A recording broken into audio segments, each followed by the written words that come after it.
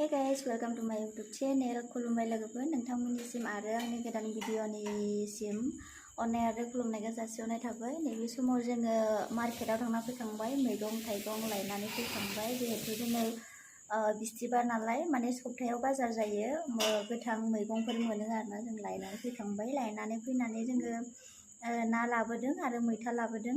गामियाव थाब्लासो जि मैथा आरो ना बिराद जानो मोनसैमोन, बेहाय बारा मोना, जों थानायावहाय खम मोनो। दिनै ओंखारनायखाय लानानै फैबाय, जानो लुबैनानै थिगसे जानोसै दिनै लोगोफोर। आं बेखौनो नोंथांमोननो देखायनो होननानै ससे सर्टबाबो भिडिअ खालामबाय।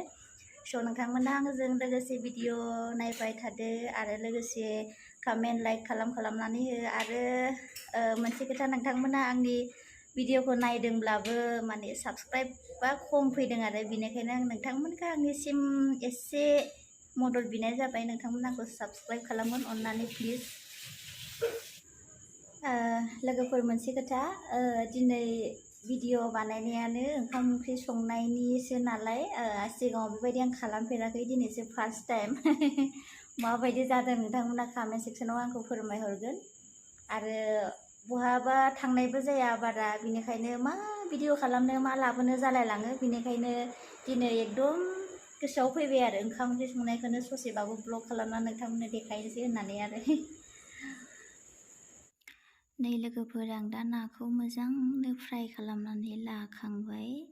एवखांनानै फ्राय खालामखांनानै आङो मोजांनो थोरसियाव हायखांनानै साइडआव दोनथ'बाय आरो बेखौ। आरोबाव नै लोगोफोर, आङो दा मैथाखौ मोजाङै एवनानै ग्लाब ग्लाबनो गोदौहोनानै मोजांनो फोमोननानै लाखाबाय। आरामनो मोनबायबो बियो। एसे खोस्लिजों एरनानै नायबाय आङो माबायदि जादों होननानै।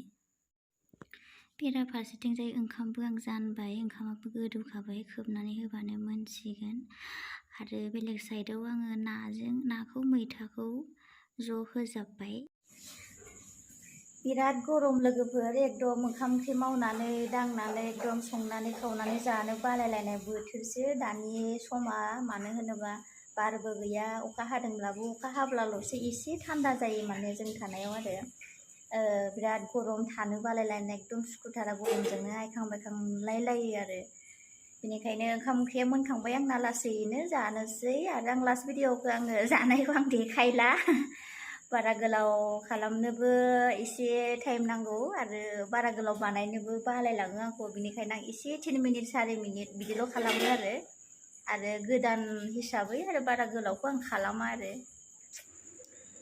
लोगोफोर, दायो ओंखामखौ जोङो जाखांबाय। जाखांनानै दा आरामनो, सिङाव गरमथार नालाय मोखाङावनो जिरनानै दङ आङो। दा एसे बार जादों, थान्दा जाबाथाय उन्दुनोसै आरो।